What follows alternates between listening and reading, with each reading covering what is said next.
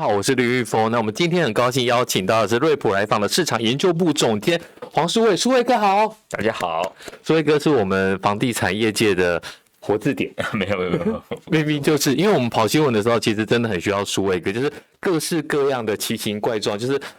你不知道或是你查不到的东西丢给书卫哥。那书卫哥，你的背景可以跟大家介绍一下，你为什么对房地产这么的了解？比较特殊的是，我虽然是不动产专业背景啦，我是政大地政系毕业，然后还念了研究所，但是我对于一开始就投入不动产市场是比较排斥。为什么？你是先跑去银行去赚钱？对，也不算是这样啦。因为其实虽然我是本科系，但是我念的比较不一样，我是念公共政策，念政治经济学，所以跟我们在社会上看到的所谓的这些财经啊，或者是金融背景，其实比较不一样。对，那出社会以后，我想说，那既然还是这个本科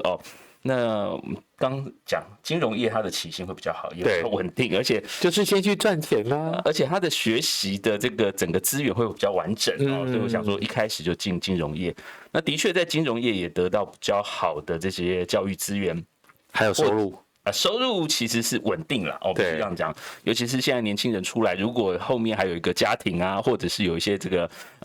未来要成家的这个打算的话，基本上金融业是一个相对来讲比较稳定，而且收入也是相对大家可期的一个产业了啊。对，所以当初一开始就进不动产业，但是进这个银行业也完全不是做不动产是在一个比较冷门的这个部门是做放款。放款怎么会是冷门？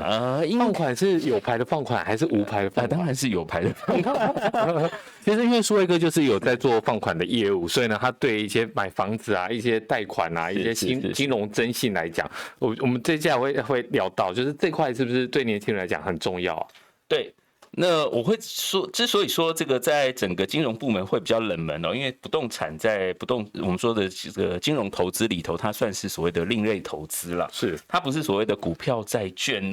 这些比较大的，或者是这个市场性流动性比较强的这个产品。所以在银行部门的话，不动产算是虽然它的这个部位大，但是大家觉得它不是一个主流的部门那也的确在这个不动产相关部门历练了不少公司或者是单位刚讲放款，那后来去做估价，估价做完以后做了短时间的这个信托，是甚至还跑到这个银行投资的公司去做建筑经理，那很厉害啊！那等于说就是整个历练就是非常的完整。但是时间不是很长。可是这样子，书卫哥真的是客气的，就是真的我们在跑新闻的时候，所有的疑难杂症都要问他。那书卫哥之前也帮我们写过很多的专栏，想跟书卫哥问一下，那我们在2021年你觉得房市乱象里面，大家讲到说没有鸡犬升天，然后现在是搞到鸡犬不宁，那就是去年2021年，你觉得房市乱象有哪几点是你自己看都看不下去的？当然就是我们说到刚讲专栏里头写的比较多，当然就是预售屋市场。对预售屋从前年开始，我们就在警告说，整个市场基本上是这个现货不足。对，现在很多人喜欢说这什么人口成长啊，或者是少子化，或者是供过于求的这个问题，或者是用空屋啊、余屋的这个数量来判断未来的这个走势，或者是未来的风险。但是我觉得这个可能会失之这个我们说有点不公平了因为我们看到这一波整个这个投资的需求，不管是资金或产业投资它跟过去的这个我们说建筑投资的轨迹都不一样了。怎么说？我们看这一次不管是从去年到前年光讲去年好了光这个全台湾的这个土地投资1/3都是在中南部，对，尤其是台中的部分甚至我们看到10大这个土地交易案里头，将近一半都是在台中，对，比方说整个这个投资的重心已经往南部来跑的，中南部来跑那过去我们讲说，在中南部可能有20-30年是所谓的产业失落，或者是这个产业落后、人口外移的这个现象。那的确在这个新的这个产业动能带进来以后，已经发现了一个问题，就是供给量严重不足，尤其是我们说这个台南、高雄南二都。对。它这个有所谓的，我们说如果说是经济学上面的，就是说它这个已经弹性已经这个缺乏弹性了，供给缺乏弹性，所以才会出现整个价格跳升的这个现象了。对，因为我们像说一个聊到这个部分我自己写新闻有很深的感触，就是我们以前都写台北不停的创高价，然后呢，其实整个去年台北几乎没有什么涨。台北甚至还会被我们找到很多叠价的。那中部跟南部像它这样子，其实我们观察到一个重点，就是说，其实一开始它涨的时候，当地人没有抢进，但是等到当地人发现的时候，是不是又买不起了？对啊，那当地人以他们当地人来讲怎么办？当地人哦，因为我老婆其实她是高雄人哦，对，所以2年前是不是很有感？因为高雄其实我觉得过去15年是没有什么变动应该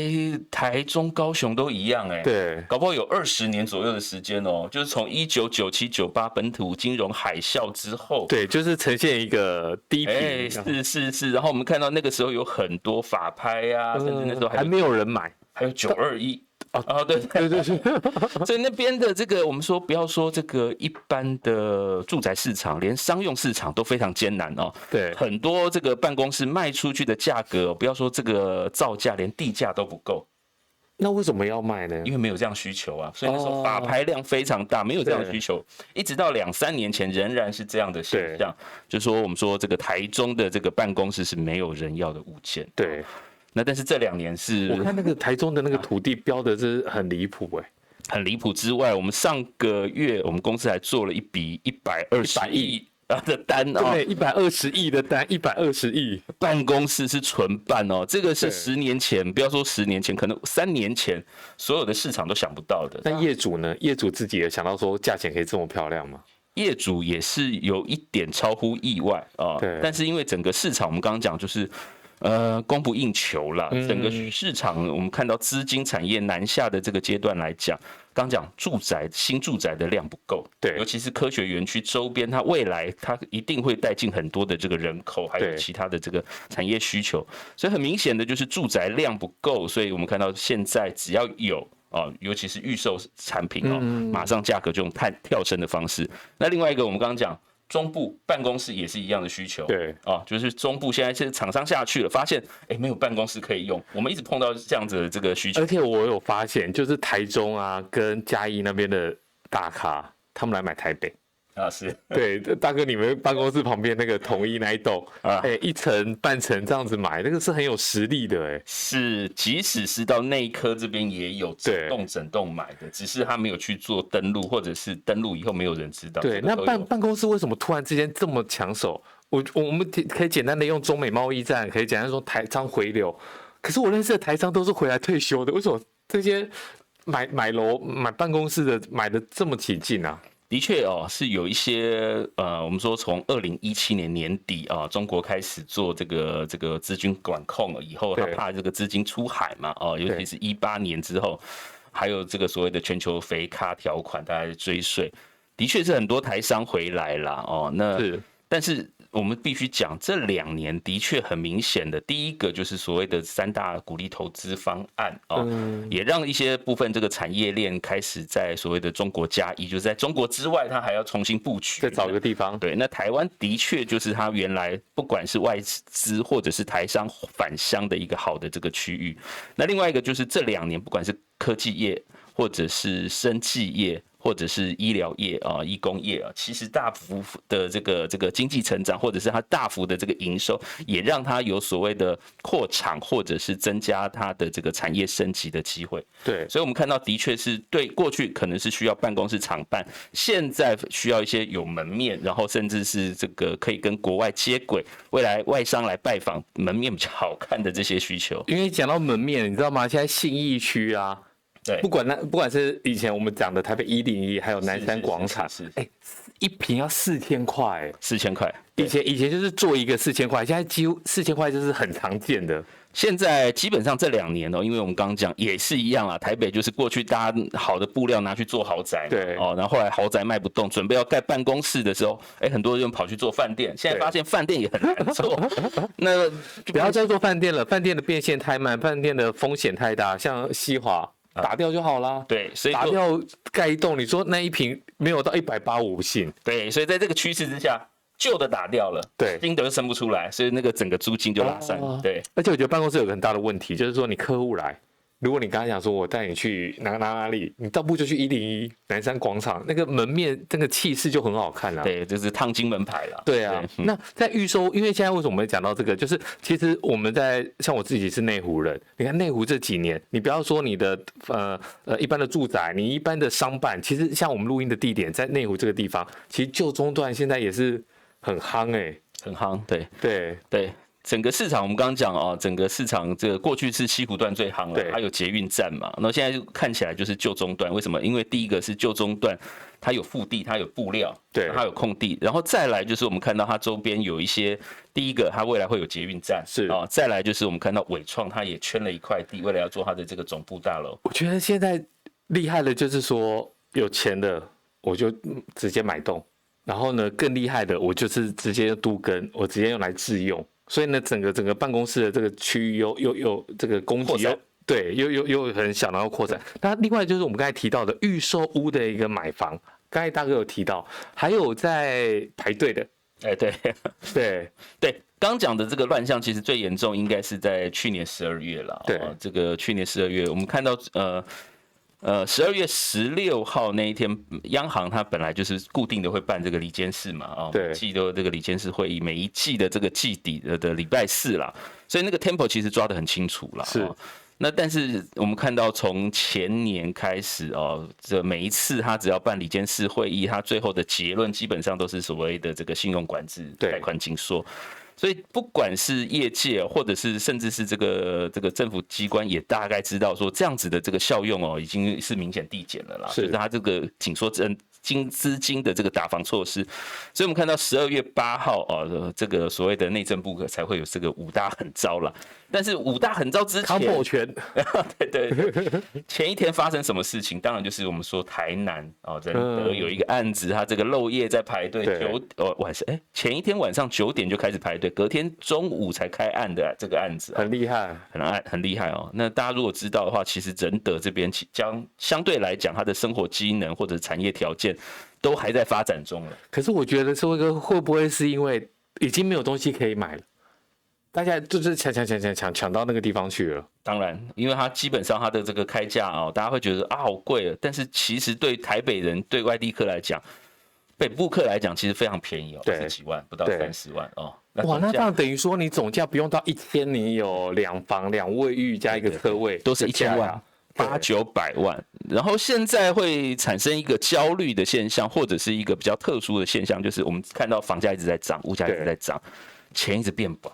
哦，通膨，对，把钱给吃掉了。对，那过去想说啊，投资客趁这个时候可以锁定一些货源哦。第一个，它是可以垄断这些货源，然后最后来做一些换约转售。对，那现在可怕的是，就是比较畸形的是，很多自住客甚至首购客，他也开始把预售屋当成一种金融商品在投资。为什么他要这样做？他们敢吗？他们敢？为什么？我觉得去年我现在讲一下我最大的一个感触，因为我跑房地产，然后呢，我很多的亲朋好友要买房子是买不到的。是，比如说你明明看到说那个地方要盖一个预售屋，你进去他不给你接待，他叫你去预约，然后呢，等到什么时候要开案他也不知道，所以呢，很多的代销，因为我们跑新闻嘛，我们认识代销，所以呢，这些亲朋好友就来说，哎，玉峰，你帮我问一下那个代销是谁，那可不可以去谈？那我们就去跟他我们还要去跟代销拜托，你开案的时候，你不用开案前哦，以前是可以开案前大家先讲好，现在不行了，你开案的时候可不可以第一时间通知我们这些亲朋好友，让他有这个门票？对，还不是说你一瓶以前说一瓶可以折个几趴，对，现在不行，现在只是说我拜托你，让我朋友要开案的时候有机会可以进去，然后可以看一下楼层，可以谈一下价钱。那到底为什么会变这样子嘞？当然，我们刚刚讲就是前面很多是自产客哦，或者是这个投资客、炒房团哦，它其实本来就跟建设公司跟这个代销，当然他们会否认啦。对，但是其实很多甚至是建设公司或代销里头的员工，基本上其实他们一定都是这样子，因为我跟大家讲，因为这个就是鱼帮水，水帮鱼嘛。你建商你买了一块地，然后你找营造来盖，那你当然会害怕。但是如果这一群帮你帮衬的，我就先吃下来。他们也是有风险的哦。如果真的不好，他们得要扛的。对，所以我就觉得这个是我们都知道的。可是像刚才苏卫哥，你刚才讲到说，连首购的他也敢把它当成一个金融商品，对，他们怎么敢啊？他们又不懂这个市场。因为他们看到这刚讲这个买盘哦，或者是货源被垄断的这个现象非常严重，对，所以现在只要有释出哦，他想说，那我就先上车再说，反正我们现在先求上车，上车完再说。对，先上车，反正我们就跟着这个上升波段走嘛。对，那如果运气好，或者是这个物件还不错的话，我就等它交屋。对，那如果我看苗头不对，或者是我看到更好的物件的话，很多人是骑驴找马，我就把这个物件卖掉，丢出来，对。我就变现，或者是买另外一个换到新的物件上面去。对，那我们要讲一个比较实在的，就是你如果搞砸了怎么办呢？要赔总价的15%，那他们赔得出来吗？因为现在基本上他是说违约了，但是不是说换约，换约基本上没有这个问题啊。对，可是换约现在不是内政部要禁止换约了吗？还没进呢。也没有进啊。这个东西其实很简单来讲，就是说你抛出来了一个政策，可是如果大家知道这个立法的流程，就知道说你这个政策你要通过，你还是送交立法院。是对，那你立法院会不会过？今天有一个很好笑的新闻，对，这个立法院的这个法制局吧，是。他在叫行政院赶快把这个版本送过来。真的假的？今天有一个新闻，他们这么赶？他说这个为了遏止这个预售屋的这个投资乱象，对，请这个行政院赶快把你这个院版的这个草案送过来，我们准备要。好，那我们就看行政院什么时候送，因为这个其实争议非常的大啦，你这个会影响到的人非常的多。那另外一个问题想问，就是说一个，就是很多人想要跟着台积电去买房，这个是可行的吗？以目前来看呢，的确，我们光从商用不动产的这个立场来看，或者是从我们这边的这个投资趋向来看，这样子的动能是很强哦，很强。很多外商哦，我们现在讲说为什么现在台湾缺工会缺这么严重哦？第一个当然就是大家讲到护国神山，那可能我们要看的不只是台积电哦，因为台积电一下去设厂，或者是有这样的计划，它周边的设备厂商、材料厂商要跟着它走，对，要跟着它走。还有一些这些代理商，它全部都会下来。对，那这些下来，它可能要的物件不只是原来的这个制造业而已，不是原来的厂，它可能会有我们刚刚讲的厂办。对，办公室，甚至是它也要需要一个门面。对，所以我们说，为什么去年甚至连新竹的办公室都在创新高？新竹还有什么不涨啊？对，新竹买房子还要透过中人呢，你一般人还不能去买哎。对，那过去大家想说新竹那就是厂啊，就是住宅啊，就是高级住宅。办公室为什么可以卖成这样？然后我们刚刚讲这个制造业的高端需求往上面走哦，这越来越多外商进来哦，所以我们刚刚讲，不管是新竹、台中，甚至是未来台南、高雄这样子，过去从来没有发酵，或者是从来看不到的议题都会出现。那如果我不要去买这些厂办，我们穷苦人家嘛，我们就跟着台积电，然后呢，他的设备厂商、他的材料厂商的员工进来，总是要买房子住嘛。那我们去周边买他的住宅是可行的吗？当然可行啊。我这一次这个回南部，我就开玩笑，我就问这个当地的这些亲戚，我说，那大家可以开珍奶店啦，可以开这些百货公司啦，或者是小卖场啦。他说可以啊。他说你知道多热啊？冈山光一个小小的冈山哦，现在已经有3个宝雅跟宝家了。因为这是最实在的。对对对，你要去住那个地方，总是要买一些生活小物、生活小品嘛。全联也开始设它的旗舰中心了。可是这些东西难道没有风险吗？我在周边我买他的房子，然后真的这些怎么讲？这些研究员或者是这些 R&D， 他真的会常住在那里吗？当然我们要看哦，这个其实就关键了，就是第一个是要看这个未来这些厂设计下去设的是哪一个世代的，对，哪一个层级的，对，到底是不是先进的科技，或者是这个高端的，对。如果以目前来看，如果是这个台中未来要设的，还有这个高雄，基本上都是2奈米的，所以它 R&D 的人才会需求很多。对，那相对来讲，过去的这些在地的，即使是它是做封测的，像日月光这些，它可能会未来会有一些产业的转变的需求。所以你不要看到说有人能去设厂就跟着买，你还是要看一下它是高端制程还是成熟制程还是其他封测。是，甚至我们看，其实现在是这个撒豆成兵嘛，刚才有将近70%的县市未来都有这个所谓的晶圆厂在周边，所以我们还是有机会的。对，我们高雄没有跟到，我们还是有其他地方。对，那但是我们刚讲哦，就是你到底是成熟制程，或者是已经落后，但是看起来就是台中跟高雄那2场啊，是比较有机会。对，那相对来讲，北部的话，我们看到仍然是这个新竹，因为它还要设第一场2组。对，可是新竹已经进不去了。新竹第一个已经真的价钱太高了，然后第二个是你还要透过中人，然后真的新竹我还有朋友就是要找到那个建商，就是跟椰子跟树林有关系，要找到那个建商也是要透过很多层层的管道、层层的关系，你真的会觉得说啊，现在买房子，你不要说是卖方市场了，现在已经是一个不可能的市场了，就是你要买到便宜，然后你要买到好的物件，其实真的都很难。对啊，所以我说新竹才是真正的天龙国吧。对，台北还有都更可以选哦。对，新竹是没有，你就完全是买盘，这个物件全部被掌握住的。所以新竹才是最厉害。你讲完了2021年的市场乱象，那你2021年不管你有买到房子没买到房子，不管你是好还是不好，总是过去了嘛。是。但是你现在2022年，我们讲树辉哥来告诉我们一下，2022年到底房市是涨还是跌？因为有一个最新的数据，1月的移转栋数6都全减。对，是。好，会比较特殊的是，我们一般来讲哦，在做这个市场调研或者是数据统计分析的时候，通常会把1月、2月的数字会略掉哦，会在尤其在台湾啦，可能会做2种处理方式。第一个就是1月加2月。哦，2月我知道，2月因为它的工作时间短，又遇到过年，那1月呢？今年其实也很短。对，哦，今年刚好过年的时间又放在1月底哦，所以我们如果说这个我们知道李同理事长他有写一篇，他说我们一般分析来讲很少用月减来做分析了，对，哦，反而会是用这个我们说这个同比，就是我们说同比去年的对 YOY 的方式，去年同期的方式来看。那如果用去年同期的方式来比的话，这个数据其实也没有太难看，算是9年的次低，次高，9年来的次高，所以是在市场上，我们说去年买卖移转栋数是8年来的新高。那如果说过了1年之后，第1个月是次高的话，我觉得基本上应该算是过关了，算是及格了。对，可是市场大家就是这样子啊。如果我们很期待一直涨的话，它涨势没有那么凌厉。是不是就会影响到大家的心情？大家会觉得好像受挫的感觉啦。对，这个没有开红盘，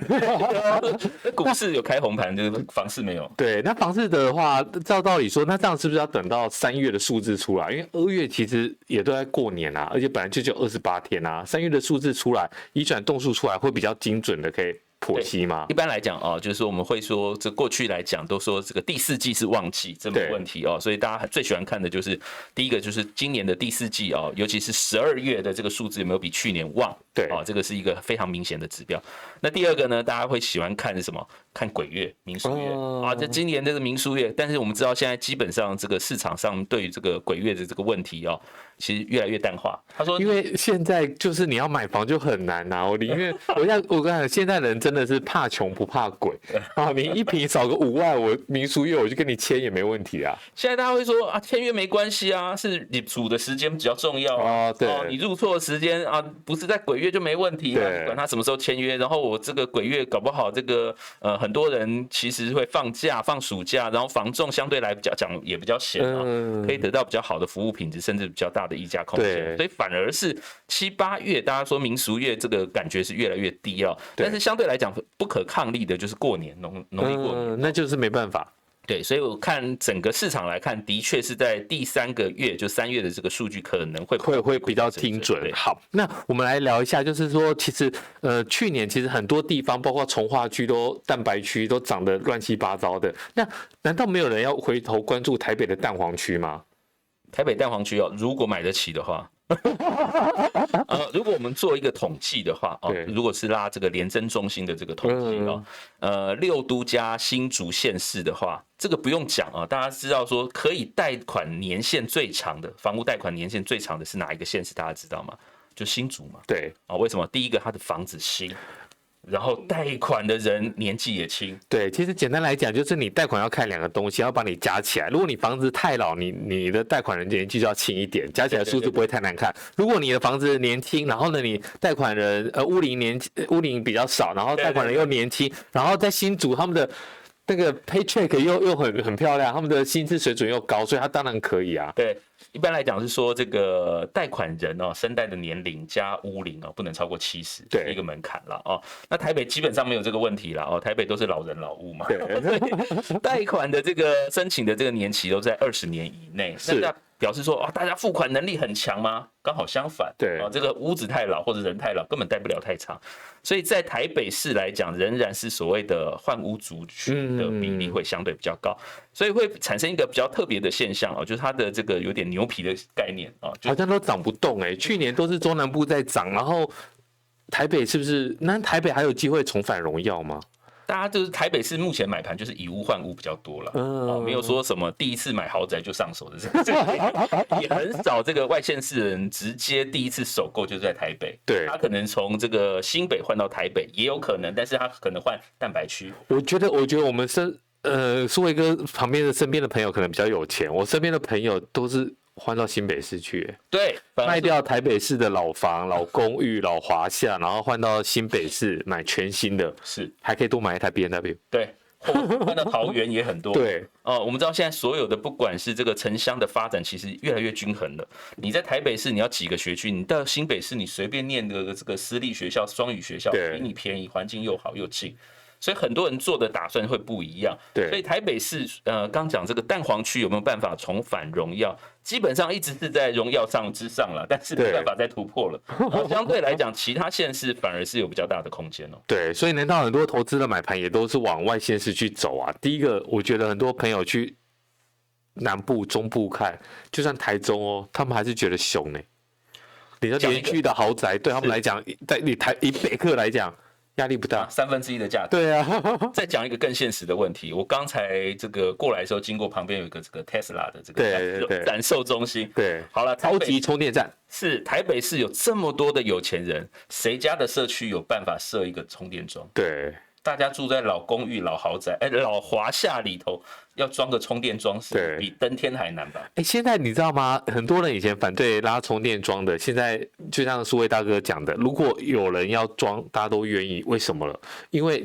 但是你不可能是公寓啦，你一定是新的大楼，因为大家都说有充电桩的话，那个单独的车位，光一个车位就可以加30万。是啊。你有车没有充电桩是基本上没有用，每一个人不会都开到这么远来一个超级充电站。对，而且现在的超级充电啊 ，Supercharge 要付钱的，以前要那个。但是我们后来跑几个暗场啊，新北市的新案都有。是新北市的新案，你一进去以前都是给你看那个偷偷的马桶嘛，然后什么的对没有。你现在进去暗场一看，他就先给你做一个，我不知道是真的还是假的，但做的很像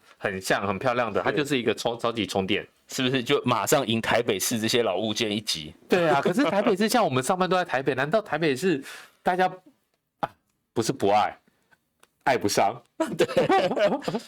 而且现在目前的整个刚讲说工作环境都在台北市，这个问题或者是这样的趋势也其实被翻转了啦。对，我们看到越来越多的这个在家工作，或者是共享空间，基本上这个真的要在台北市市中心，然后被绑死在那边工作的，其实这个工作机会是越来越少。对，我们讲以前基本上是跑不掉的，就是你一定要在现场，而且是要非常好的治安管制的，就叫金融业。对，现在基本上不是嘛？我们看到这2年因为疫情的关系，太多人是在家工作，对，他的绩效、他的这个产出也不会变少的，甚至是成本可以更省。哇，那这是整个趋势的改变呢？对，所以整个工作地点的分散也会造成我们刚刚讲第一集讲的这个办公室租金的涨势可能未来也会被逆转。对，了解。好，那没关系，我们台北市买不起，那还有没有一些蛋白区、重划区我们可以去琢磨的？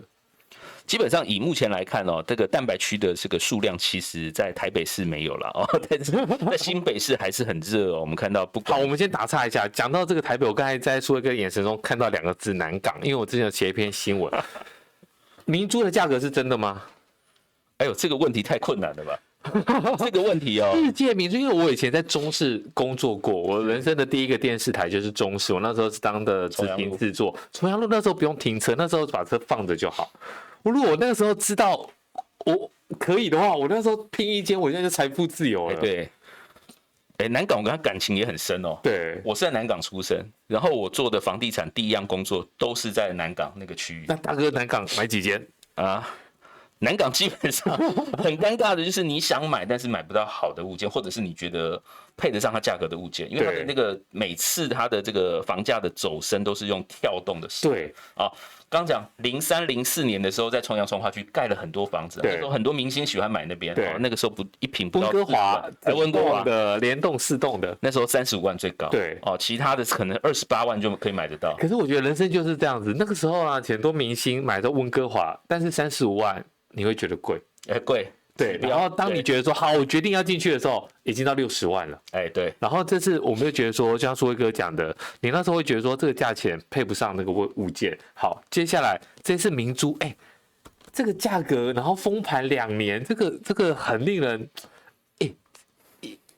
办公室要100万，然后呢，住宅要120万以上啊。那一般人来讲，大家就很好奇啊，这个数字到底可信度高不高？这每次南港的这个数字一出来都是大惊奇了哦。刚讲办公室100万的时候，对啊，跌破大家眼镜哦。南港以前我们这样会不会被人家赞啊？黑箱不是我们讲的，黑箱应该大家都知道，南港以前叫黑箱嘛。黑也不是不好啦，它就基本上它就是产煤嘛，玉煤的地方了，然后所以它这边基本上都是一整个是工业廊带。对，那之所以现在就是整个工业廊带全部被换掉嘛，全部整个在这个台铁周边过去的这个大面积的工业区，这些厂全部被一个一个变成我们刚讲，它会变成一个土地使用变更，工业区变特商区，然后再来就是它的容积还被奖励，因为它是算都更的方式来做。所以整条过去是基本上是，其实我以前很怕骑车到南港那个路很窄，对不对？然后路又很差，然后都是大型的车辆在跑，对，重车。对，那现在不是咯，你看未来基本上整个这个捷运开了以后，然后马路也开了以后，然后这个整个商业的行为也改变以后，在未来其实就变成一个整个新的商业区。所以我认为说，的确啦，我们用过去的这个旧思维来看它的房价，的确会觉得配不上。对，但是未来越来越多这种100万级的这些住宅或者是办公室出现之后以目前这个通膨的现象来看跟信义区比起来仍然算便宜。对，我觉得南港是这样子，以前你看不上，现在你追不上。这个就没有办法，而且麻烦的是那个行情，你要找到满意的物件，其实也不多。对，就是南港它一直属于在一个拉扯的一个状态，就是当你还在考虑的时候，它要跳了上去。好，当你的心理决定说好，这个价位跟它拼下去的时候，价格上去了，又上去了。那出了台北市呢？出了台北市以目前来看，看需求啦对，如果以目前我看这个整个不管是险恶条件相对比较少，或者是大家的这个对于它的偏好度比较高的，甚至是离台北市距离比较近的可能就是新店了。央北从化区，央北它整个街廓，而且很多大型的建商已经进去插旗了，但是央北一坪现在要60，60，我们觉得好贵对啊。但是你如果跟新板、跟这个江翠、跟台北市任何一个新案区来比，好像看起来还是有机会了。对，因为讲到新板，就是我心中永远痛。那个时候有建商要1坪25万给我们，那是什么时代？25万就是周习伟当县长的时代。然后那时候不好，那时候新北有老虎了。后来抓不到，所以确定没有这老虎。所以我觉得真的是过去就没办法了。但是央北它现在从化区整个盖起来之后，有办法变成符合它的身价吗？以目前来看第一个就是我们说央北，它为什么叫央北？它就是中央新村北侧的一个从化区嘛。那中央新村是以前基本上就是中央国代的一个这个，就像我们说内湖的国会山庄那个感觉啦。所以它的这个居住环境或者是过去的这个居民品质或者是这个周边的生活机能是非常好的。是。那现在整个央北从化区，它基本上就是农地变更的整个大面积的这些从化的这个空间啦以目前来看，的确我们刚刚讲它离台北市其实很近，快速道路的这个连接尤其是它在这个新店相对比较北侧的这个地方，进台北市是最快然后再来，当然不要讲说有塞车的问题，比较负面一点。然后再来就是说它这个腹地也够大，所以我们看到建商尤其是都是龙头建商进去所以的确是有可为啦。那未来当然还有一个新的这个连开案进来哦，这个连开案之大哦，这个是非常惊人，很惊人哦，这个比现在的美和式的这个栋数跟量体都还要大。那我觉得基本上它对于市场会有一个激励的效果啦，所以我就认为说它未来其实还是有一点空间。好，我觉得人生就是这样，就是你有机会，我觉得就有机会有能力，我觉得就买啦。如果又错过了，感觉上也是蛮可惜的。对，有时候我们会觉得说啊，尤其是台北市哦，住久了，天龙国的心态觉得说，哇，那边要30几万、40几万，好贵，哪有这个价值？对啊，就像我们以前10年前哦，还不止10年，金融海啸的时候去看这个美和市，对，我想说啊，这边烂泥地啊，这边这么大的量体，这个住户这么多这么杂，然后周边环境好像还是卖得很好。对，然后你现在会觉得说，哎呀，这个大的社区，第一个是它的居住品质、环境景观哦，还有这个交通便利性，哎，比起来好像比央北还有优势，你会觉得很矛盾啦。那有时候就是不能比哦，一比你就会发现说这个浊世今非了。对啊，真的是没办法。可是你看到新店，它在央北现在一坪要60万到70万，那文山区呢？万隆捷运站，然后集美那边是一个下线区啊。对，我们说罗斯福路底那边对，我刚以为你要讲那个辛亥路出来那边哦，最近不是有一个什么庄园的哦，他随便标也是标60几万，他也是很厉害。然后标完以后，这个马上买方哦，还有这个屋主就开7字头8字头哦，所以刚刚看起来央北其实还是有可为。好，我们为什么会这样讲哦？因为过去消费者哦，在尤其是南台北，对于第一个是要选文山区还是要选新店，其实各有所好。对，为什么呢？因为新店以前是台北县，可是因为它的军公教的素质比较高嘛，所以整个新店的房价其实比较好对，因为第一个新店它是工作机会比较多元啦，它也有制造业啊，然后它当然我们刚讲军公教啊，那文山区其实相对来讲，第一个就是潮湿，腹地也比较小啊，然后虽然离台北市近，但是有时候交通条件不见得方便。它基本上都是要过隧道，对。那新店基本上就没有这个问题，它过桥就会到，对，而且生活环境比较开阔，后面还有高级住宅区。不然新店你就是不要买到木栅，你就是买在景美那边，罗斯福路上，你就不用再过隧道。对，会不会比较安全一点，比较保值？是，所以刚才讲说这个目前来讲，这个万隆这个凹洞区哦。的确，很多人是在锁定这个区域啦，但是这边就物件相对比较少，对。然后它的题材公共建设题材相对也比较弱啦，对。可能过去来讲，不过比较来讲的话，房价就会比较好。比较不好的意思就是比较便宜啦，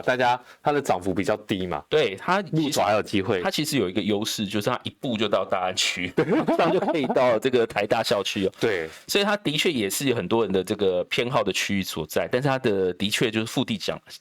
对比较小，而且应该它还会有一些这个国防保安用地的这个限制在啊，所以它基本上能提供它的发展，量体。不过就自己住啦，自己住的舒服就好。对，所以我们看到这个像华库新天地过去大家讲说这个地上权呐，好像这个大家会比较摇摆的。我们看到现在卖的状况也不错。其实这几年大家对地上权已经慢慢接受了。那华库新天地之前还有这个租金的一个争议嘛，就是说我只是买地上权，可是我地要去租，可是当地租变高的时候，就后来大家吵一吵，也没事了。然后现在其实大家已经可以慢慢接受了，因为不然怎么办？你真的要去买有所有权的，那真的是这个以前我们做业务单位都会说这个业绩治百病了。对，那以房地产来讲，就是涨价治百病了。对，你房价涨了，那还有什么话说？对，这就是重点。以前就是因为在那个时候比较 pending 的时候就吵，后来发现好了。这个涨价之后不跟你计较了，千万个理由，其实真正理由就是跌价。对，有道理。好，我们今天要捡到数位哥来，我们最后一题要问一个比较世俗的，就是最近 PTT 上面大家在讲的，就是已经炒过很久的，就是买房跟租房，我们就不讲了。今天讲的是财富自由。PTT 上有个说法，就是说如果你有2间房子以上，就可以财富自由。所以哥觉得这有可能吗？他的立论是说，你一间自住，然后另外1间出租，那这就是你的基本配备嘛。但是有第3间之后，就可以靠着租金或者是增值财富自由。前提是没有贷款吧？有他的意思是说，贷款的话你就还利息就好。贷款它现在很多讲法是说，过去的讲法就是说这个租金就可以养自己了，对，你只要付头期款，然后这个租金基本上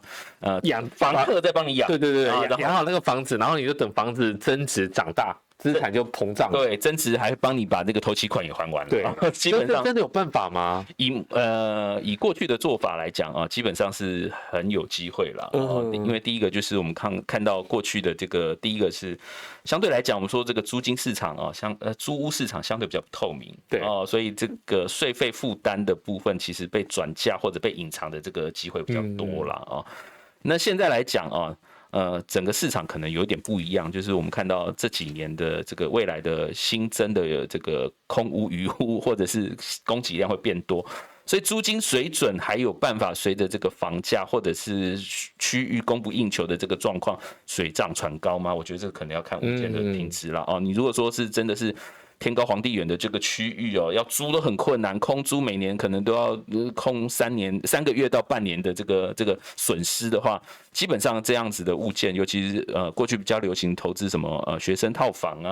那个不可行了啦对不对？对啊，那个不可行了。但是10年前这个就绝对很好，甚至很多学区很多大学周边就是推这种产品，直接卖给投资客都有。那以目前来看这样子的租屋市场未来会改变。少子化或者是我们说很多学校可能做不下去，我们说那不要租学生，如果租市中心或者台北市比较精华的地方，租给上班族呢？上班族的付租能力会不会也比较好啊？以目前来看是有机会，对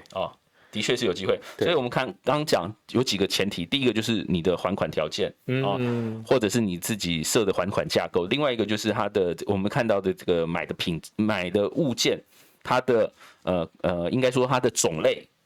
品质、区位，这个都是重点。对。那如果说大家都说那个我这本来就是要以房养房啦，本来就是他要这个自带财源的，然后我们都是选这个共构宅然后社区管理好的然后租客稳定的，那的确是以这样子的这个规划方式，的确是可行了。可行，有办法财富自由。应该是有办法，对，但是前提就回来了嘛。那你要去哪里拿自备款买这几间房子？对啊，所以我才说你的还款架构。对，所以简单来讲，说一个意思就是，只要你还款架构把它拉好，没有问题，那你前面应该就是爸爸妈妈啦，对不对？超好香，对，你有超好香，然后投好胎的话是有机会的。好，那我们今天真的很高兴，谢谢苏威哥来我们分享这么多。那希望下次还有机会邀请苏威哥来上节目，谢谢。